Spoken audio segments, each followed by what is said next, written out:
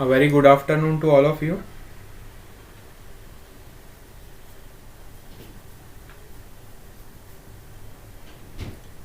All of you have joined.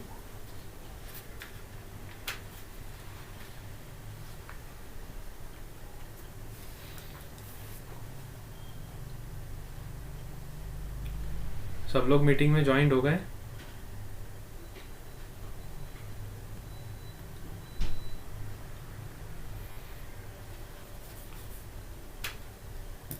Let's take your attendance first.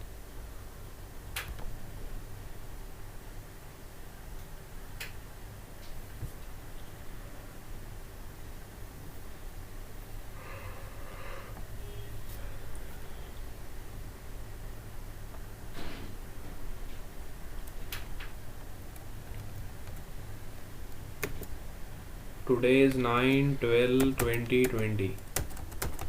Khushi Singh.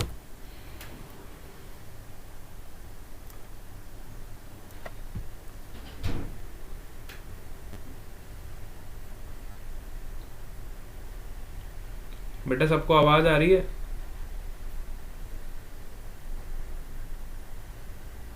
A very good afternoon to all of you.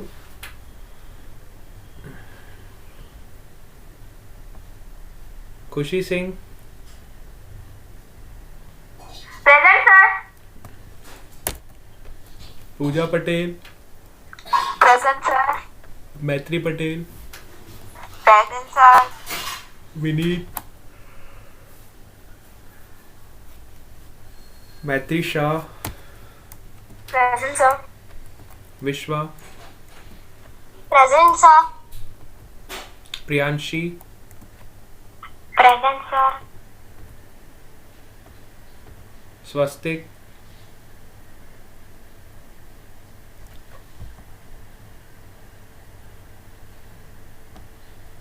और कोई इनमें से है?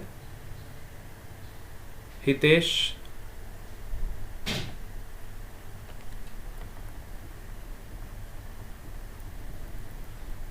हितेश कौन है? हितेश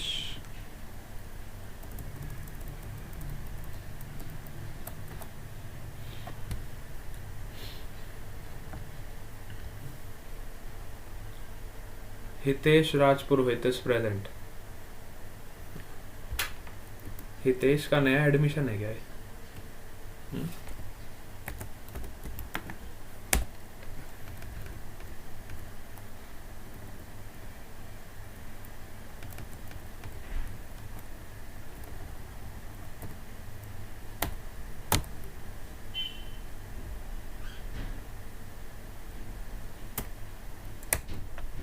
ठीक है, चलो.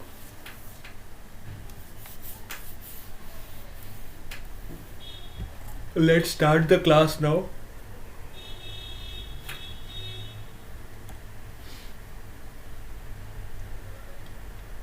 नो सर, बहुत टाइम बाद आते हो बेटा आप. क्लास रेगुलर अटेंड नहीं करते क्यों?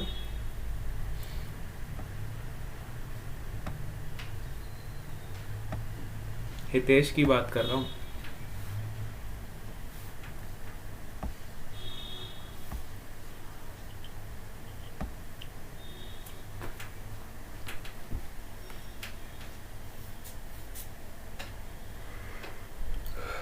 चलो ठीक है. हम क्या डिस्कस कर रहे थे कल की क्लास में? Work energy power. ठीक है, कल हमने बढ़िया बढ़िया एग्जाम्पल से इसको समझा था. How to calculate the work, how to relate work with energy. ठीक है, सबसे लास्ट पे हम पढ़ेंगे पावर के बारे में.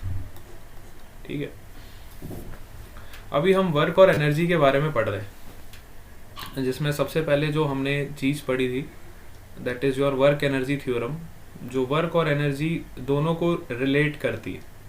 ये थ्योरम ऐसी है जो वर्क और एनर्जी दोनों को रिलेट करती है. ठीक है, वर्क और एनर्जी दोनों को रिलेट करती है.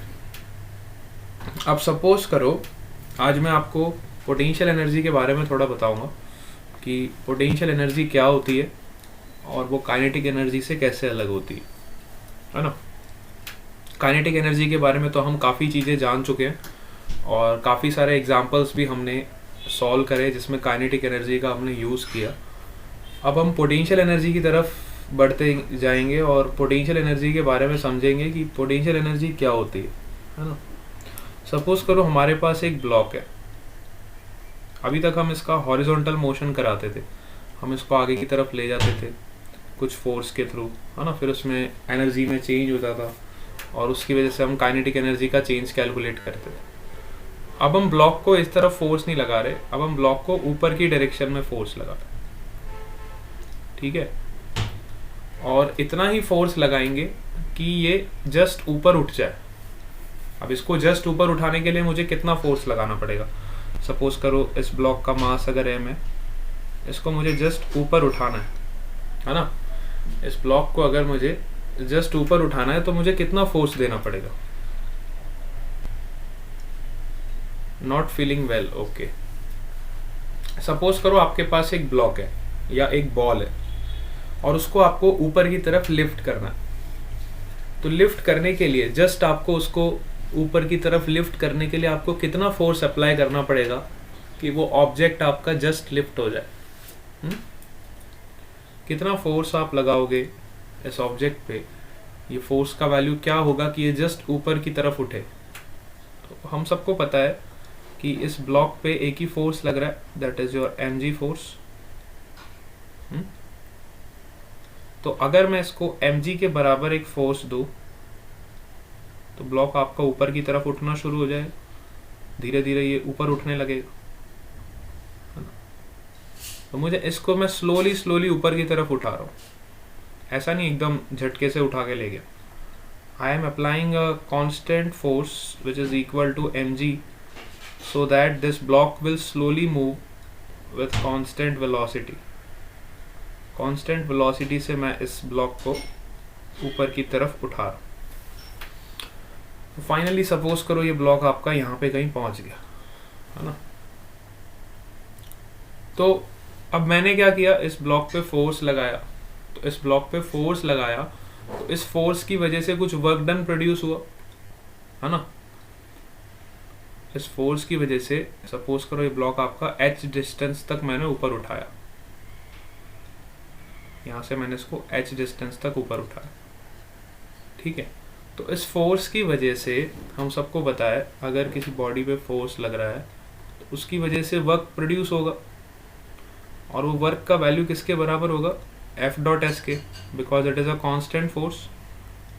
Force is constant, then we can find the work done by dot product of force and displacement vector. We know that a force vector is in upward direction which is equal to mg, and the displacement is also in upward direction which is equal to h. तो यहाँ पे work done कितना होगा देखो, which is mg into h cos of 0 degree. Force vector भी ऊपर की तरफ है और आपका डिस्प्लेसमेंट वेक्टर भी ऊपर की तरफ।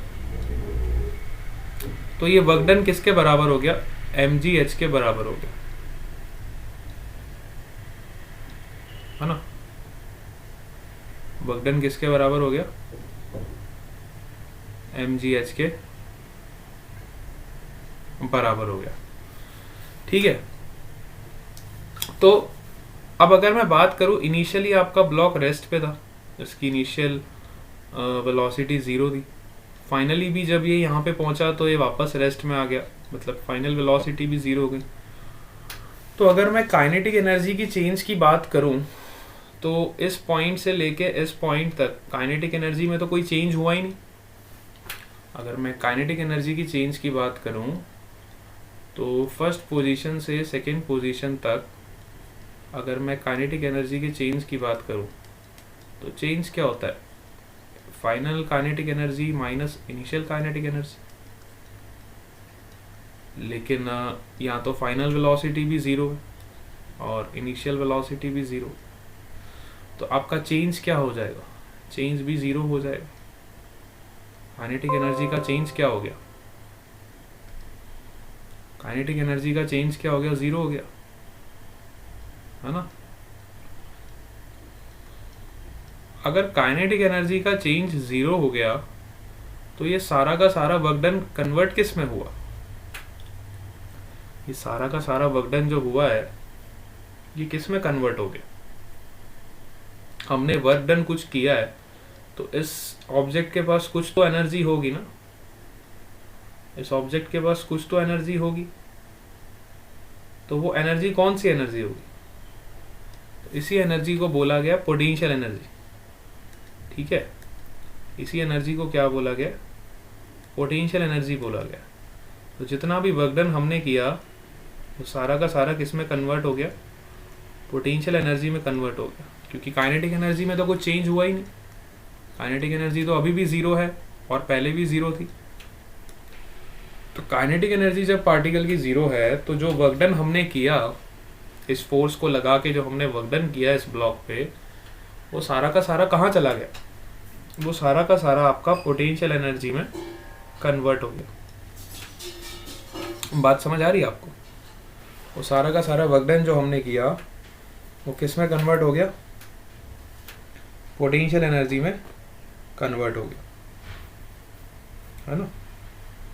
तो पोटेंशियल एनर्जी जो होती है, potential energy is that type of energy which is stored energy in the form of configuration, और यू कैन से किसी बॉडी के पास जब वो पर्टिकुलर कॉन्फ़िगरेशन को अचीव करती है तो स्टोर्ड फॉर्म में उसके पास जो एनर्जी होती है, अब इसके पास एनर्जी है, ऐसा नहीं है इसके पास कोई भी एनर्जी नहीं है, इस मास के पास एनर्जी है इस पोजीशन पे, लेकिन काइनेटिक एनर्जी नहीं है।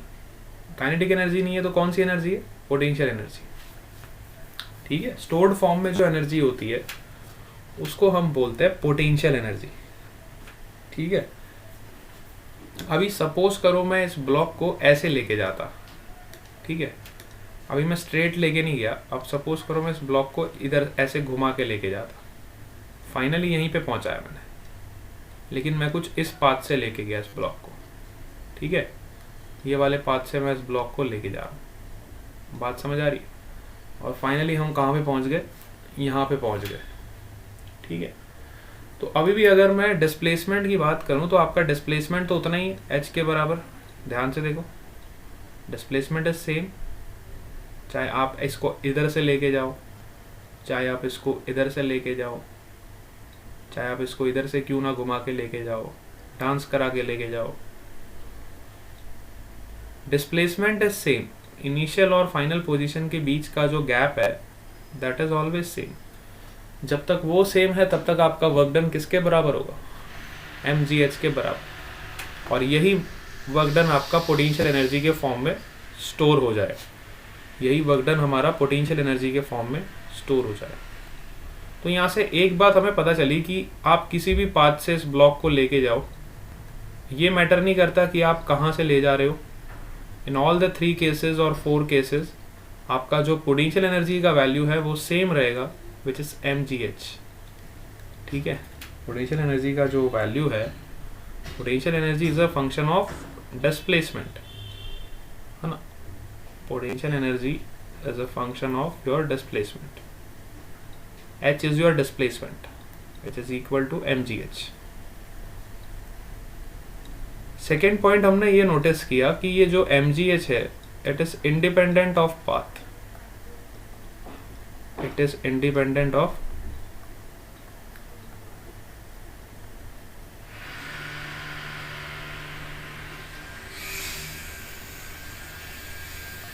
ये पाथ पे डिपेंड नहीं कर रही। मतलब चाहे आप ये वाले पाथ से लेके जाओ, चाहे आप ये वाले पाथ से लेके जाओ, चाहे आप ये वाले पाथ से लेके जाओ, in all the 3 paths the value of potential energy is same, hence we can say that it is independent of path।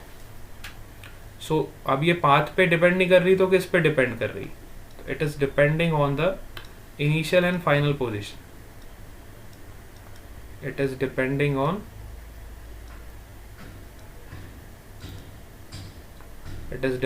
On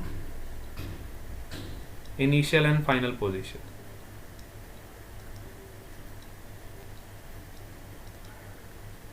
बात समझ आ रही है आपको? पाथ पे डिपेंड नहीं कर रही तो किस पे डिपेंड कर रही है? इनिशियल पोजीशन पे और फाइनल पोजीशन पे। क्लियर है? तो पोटेंशियल एनर्जी जो है वो पाथ का फंक्शन नहीं है, it is a point function. It depends on initial and final position. It depends on initial and final position. अब ये ब्लॉक को हमने सपोज करो ऊपर से रिलीज कर दिया. सपोज करो हम इसको नीचे से ऊपर लेके गए और ऊपर से फिर हमने इस ब्लॉक को छोड़ दिया. यही ब्लॉक को हमने ऊपर से रिलीज कर दिया, सेम ब्लॉक को. तो अभी इसके पास कौन सी एनर्जी थी? अभी इसके पास पोटेंशियल एनर्जी थी, क्योंकि ये h हाइट पे है. इनिशियली ये ब्लॉक आपका h हाइट पे है, तो इसके पास स्टोर्ड फॉर्म में जो एनर्जी होगी that is your potential energy. तो पोटेंशियल एनर्जी कितनी होगी इसके पास? mgh के बराबर. लेकिन जैसे ही आप इसको रिलीज करोगे तो वो सारी की सारी एनर्जी किस में कन्वर्ट हो जाएगी?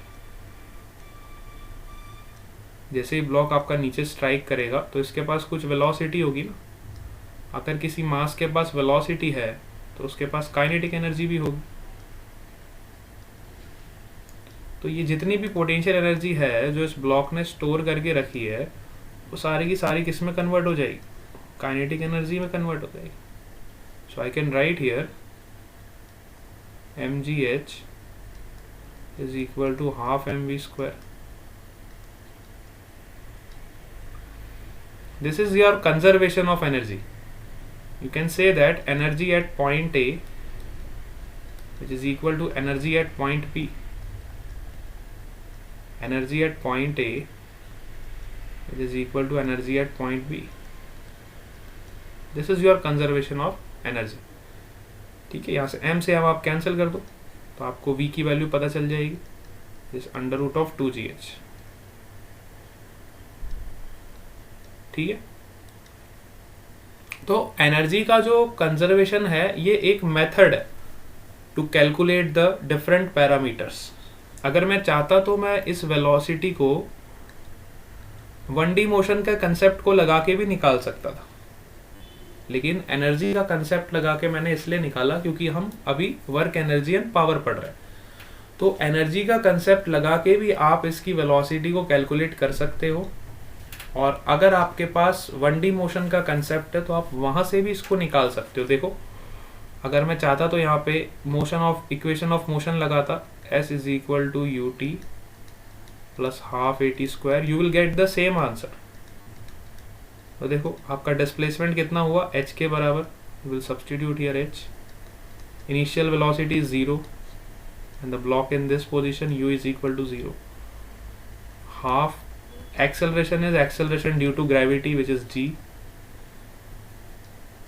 t square, है ना. यहाँ से आपको टाइम पीरियड मिल जाता 2h अपॉन g, और आपको वेलोसिटी निकालनी है तो you will apply v is equal to u plus at. You will get the same answer. 0 plus acceleration is g and t is under root of 2h by g. You will get under root 2gh. Same answer आपको यहां से भी मिल रहा है जो यहां से मिल रहा है, बट यहां पे हमने एनर्जी का कंजर्वेशन का कंसेप्ट अप्लाई किया और यहां पे हमने 1D मोशन का कंसेप्ट अप्लाई किया, लेकिन दोनों जगह से आपको रिजल्ट्स बिल्कुल सेम मिले. दोनों जगह से जो रिजल्ट्स मिले बिल्कुल सेम रिजल्ट्स मिले. क्या इस बात को आप समझ पा रहे हो कि एनर्जी कंजर्वेशन का जो कंसेप्ट है ये एक मेथड है ना. It is one kind of method to solve the problem. किसी भी प्रॉब्लम को सॉल्व करने के लिए conservation of energy is one approach. You can say that it is an alternative method and it is a good method. अगर 1D motion का concept देखो मैंने यहाँ पे लगाया तो मेरे को यहाँ पे कितनी लाइंस यूज करनी पड़ी? 1 2 3 4 5, है ना. तब मेरा आंसर जाके आया. और एनर्जी कंजर्वेशन में मुझे देखो एक ही लाइन में आंसर मिल गया.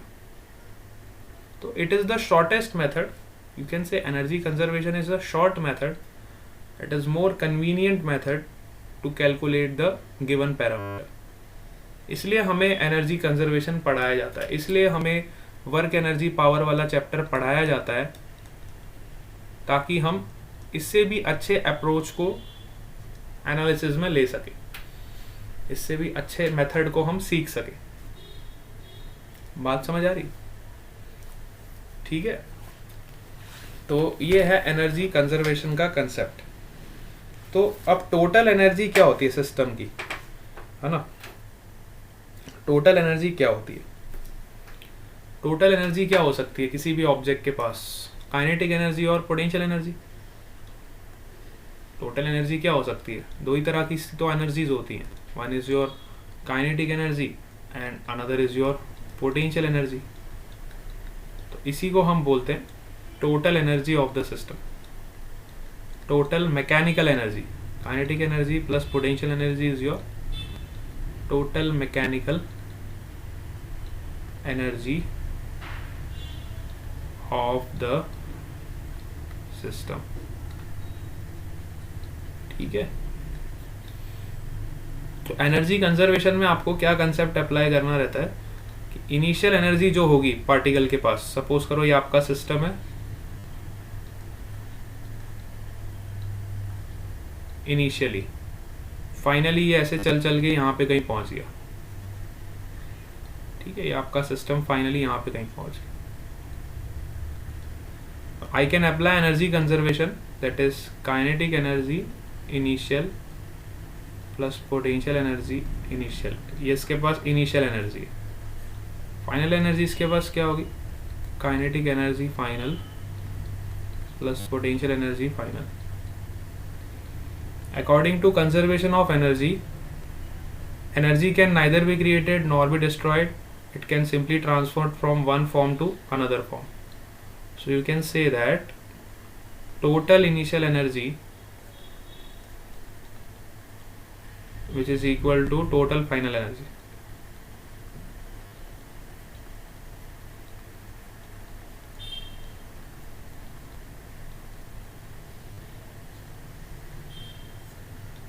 Total initial energy equal to total final energy. इसको एक एग्जांपल से समझने की कोशिश करते हैं। एक एग्जांपल लेते हैं जिससे आपको ये कंसेप्ट अच्छे से क्लियर हो जाएगा कि एनर्जी का कंजर्वेशन कैसे अप्लाई करेंगे। ठीक है, जैसे हमारे पास एक ऑब्जेक्ट है, ठीक है, इसका मास है 5 kg और इसके पास कुछ वेलोसिटी है, इसके पास कुछ वेलोसिटी है, लेट्स से वेलोसिटी का वेक्टर हमें दे रखा है 2i cap plus 3j cap. Finally ये ब्लॉक जो है आपका यहाँ पे कहीं पहुंच जाता है, 2i cap plus 3j cap, मतलब ये ऊपर की तरफ जाएगा ना, तो इसको ऊपर की तरफ शो करेंगे।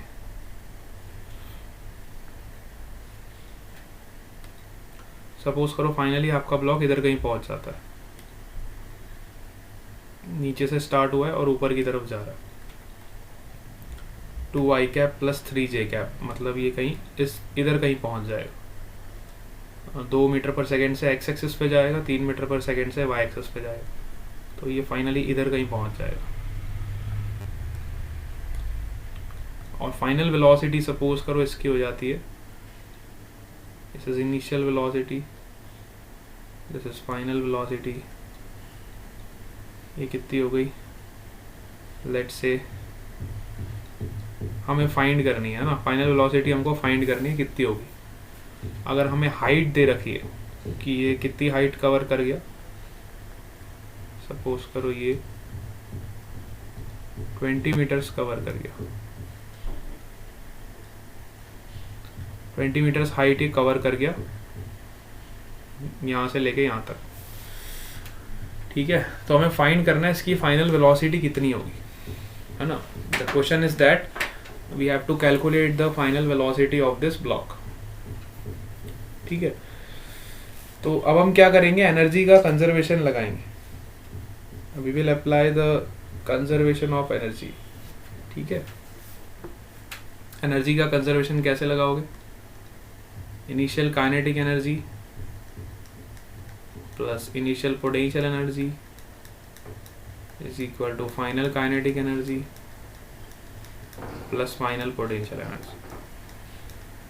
ठीक है, initial kinetic energy plus initial potential energy which is equal to final kinetic energy plus final potential energy, because we know that energy can neither be created nor be destroyed. तो जितनी उसके पास total initial energy होगी, finally भी उसके पास उतनी ही energy होनी चाहिए, तभी हम कह सकते हैं कि energy is conserve. Then only we can say that your energy is conserve. ठीक है, क्लियर है सबको? एनर्जी कंजर्व कब होगी, एनर्जी कंजर्व तभी होगी जब टोटल इनिशियल एनर्जी और टोटल फाइनल एनर्जी आपकी सेम होगी। ठीक है, तो अब टोटल इनिशियल एनर्जी कितनी होगी यहाँ पे हम निकाल सकते हैं। यहाँ पे बताओ इसकी इनिशियल एनर्जी कितनी होगी इस ब्लॉक की, इस ब्लॉक की इनिशियल एनर्जी कितनी हो जाएगी, टोटल इनिशियल एनर्जी कितनी हो जाएगी। पहले आप काइनेटिक एनर्जी निकालोगे which is equal to half mv², है ना। तो यू कैन राइट, इसका मैग्नीट्यूड निकाल लो। इसका मैग्नीट्यूड क्या होगा, mod of vi equal to under root of 2 square plus 3 square is equal to root of 13। तो काइनेटिक एनर्जी आपकी हो जाएगी हाफ इंटू 5 इंटू रूट 13 का square plus potential energy initially क्या होगी 0 because height is 0। Final kinetic energy कितनी हो जाएगी हमें नहीं पता, फाइंड करनी है, half mvf² plus final potential कितनी हो जाएगी mgh के बराबर, तो 5 into g into h is what 20 meters. तो यहाँ से आपको फाइनल वेलोसिटी की वैल्यू मिल जाएगी। देखो ये कितना हो जाएगा, half into 5 into 13 which is equal to half into 5 into vf² plus 5 2 ज़ा 10, 10 into 10 is 100g, 100g means 1000। g की वैल्यू को 10 मान लो, g की वैल्यू को क्या मान लोगे 10 मान लोगे। तो ये कितना हो जाएगा, देखो फाइनल वेलोसिटी आपको यहाँ से मिल जाएगी, है ना। यहाँ से कैलकुलेट कर लेंगे जो भी हमारी वेलोसिटी की वैल्यू आएगी। ठीक है, कहने का मतलब है इस तरह से आपको एक कंसेप्ट को अप्लाई करना है। बात समझ आ गई? अब डेटा मैंने यहाँ पे रैंडम ले लिया है, लेकिन कंसेप्ट आपका ऐसे ही लगेगा। डेटा आप अपने हिसाब से जो भी क्वेश्चन में दिया होगा उसके अकॉर्डिंगली हम सॉल्व करेंगे। ठीक है, एक दो क्वेश्चंस मैं और लेके देखता हूँ ताकि आपको पता चल जाएगा किस तरह से इस क्वेश्चंस को सॉल्व करना है। ठीक है, बात समझ आई? एक दो ऑब्जेक्टिव क्वेश्चन करके देख ले क्या, अगर आपको करने हैं तो, या फिर एक सब्जेक्टिव क्वेश्चन ही करवा देता हूँ। अच्छा तो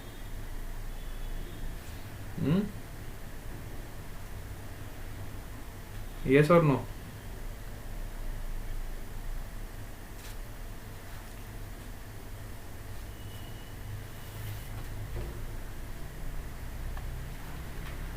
क्लियर है सबको ये वाला पार्ट?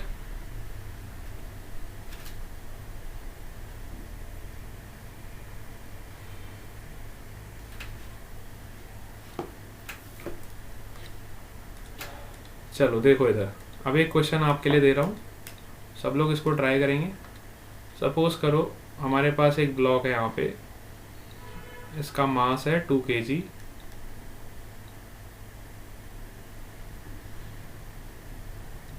फाइनली ये यहाँ पे पहुँच जाता है with some velocity v, again इसका मास है 2 kg। We have to find what will be the velocity of this block at this point if the height between these 2 points is 10 meters। Calculate the velocity of block at this point V if the height between these points is 10 meters. ठीक है, question समझ आ गया सबको?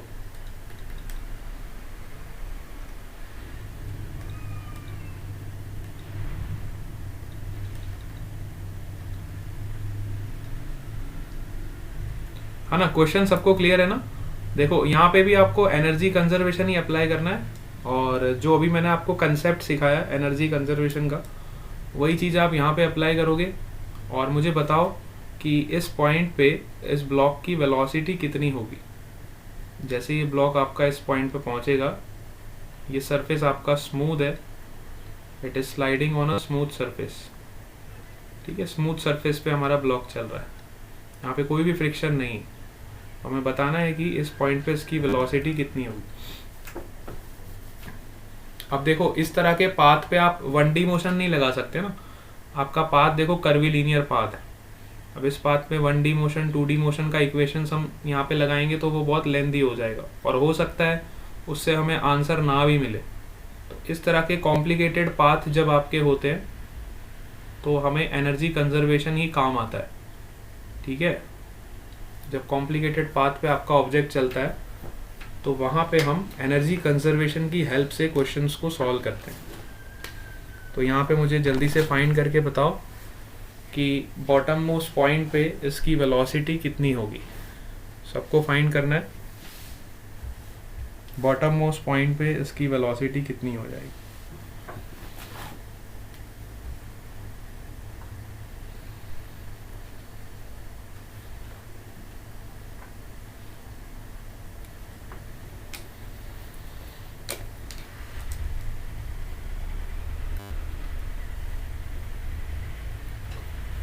Apply the energy conservation concept. Energy conservation लगाओ और फिर बताओ कि वेलोसिटी की वैल्यू क्या होगी।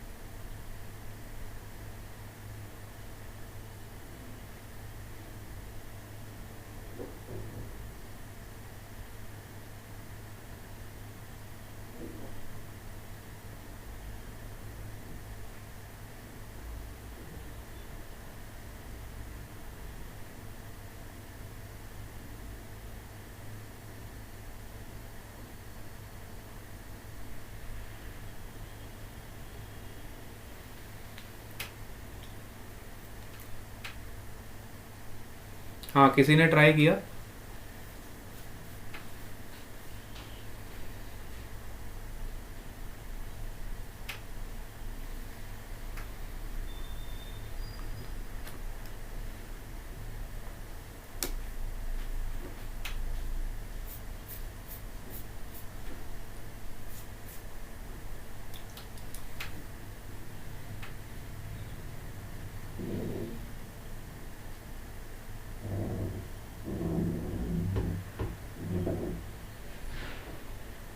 यस बेटा, किसी ने ट्राई किया इस क्वेश्चन को?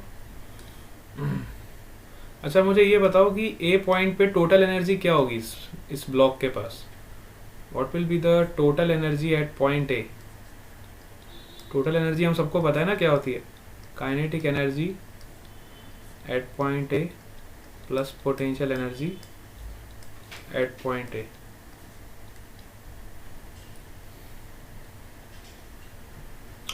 तो ए पॉइंट पे क्या इसके पास काइनेटिक एनर्जी है? चेक करो कौन कौन सी एनर्जी है इसके पास। ए पॉइंट पे इसके पास कौन सी एनर्जी है? काइनेटिक एनर्जी है इसके पास।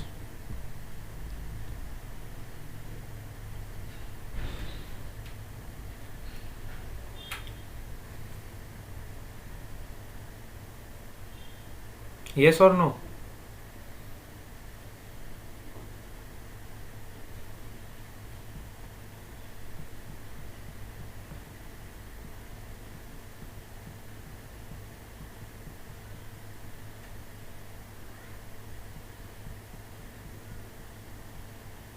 अरे आप लोगों को मेरी आवाज आ रही है? Are you able to get my voice? हाँ तो मेरे को बताओ ए पॉइंट पे कौन सी एनर्जी होगी इसके पास? काइनेटिक एनर्जी होगी, पोटेंशियल एनर्जी होगी कि दोनों होगी?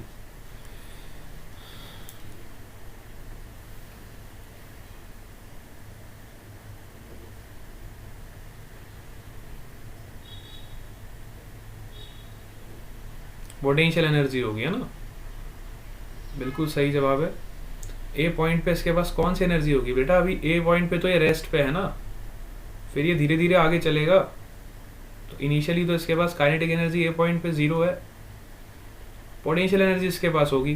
पोटेंशियल एनर्जी कितनी होगी इसके पास? क्योंकि ये एच हाइट पे रखा हुआ है हमने, तो इसकी पोटेंशियल एनर्जी क्या होगी? m into g into H. चलो अब फाइनल एनर्जी देखते हैं कि इस पॉइंट पे इस पार्टिकल के पास कौन कौन सी एनर्जी होगी। तो total energy at point B is equal to kinetic energy at point B plus potential energy at point B. अब मैं बी पॉइंट की अगर बात करूं तो बी पॉइंट पे इसके पास कौन सी एनर्जी है? अब बी पॉइंट पे इसके पास क्या पोटेंशियल एनर्जी होगी कि काइनेटिक एनर्जी होगी? काइनेटिक एनर्जी होगी। वेरी गुड, देखो आंसर भी निकाल दिया मैत्री पटेल ने। अब इसके पास पोटेंशियल एनर्जी 0 हो जाएगी। क्यों? क्योंकि इसकी हाइट 0 हो गई ना। देखो बेटा ये यहाँ पे पहुँच गया, यहाँ पे था तो इसकी हाइट 10 मीटर्स थी, जब ये नीचे पहुँच गया तो इसकी हाइट 0 हो गई ना, तो mgh का वैल्यू 0 हो जाएगा। mgh का वैल्यू 0 हो जाएगा। तो इसके पास कौन सी एनर्जी रहेगी? खाली kinetic energy which is half mv²।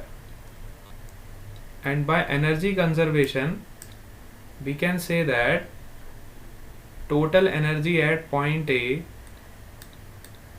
which is equal to total energy at point B. Total energy at point A is equal to total energy at point B. By energy conservation we can say that, so total energy कितनी है A point पे? 2 into G का value 10 ले लो into H which is equal to half into m into v का square. देखो 2 से 2 cancel हो जाएगा, तो v का वैल्यू आपको यहाँ से कितना मिल जाएगा? Under root of 200। You will get under root of 200। ठीक है ना? v का वैल्यू कितना हो जाएगा? Under root of 200 meters per second, or you can say 10 root 2 meters per second।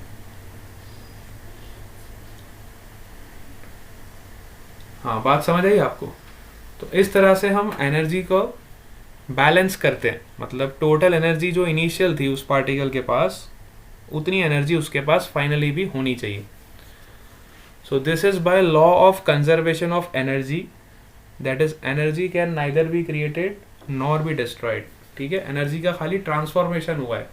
Transformation किस में हुआ?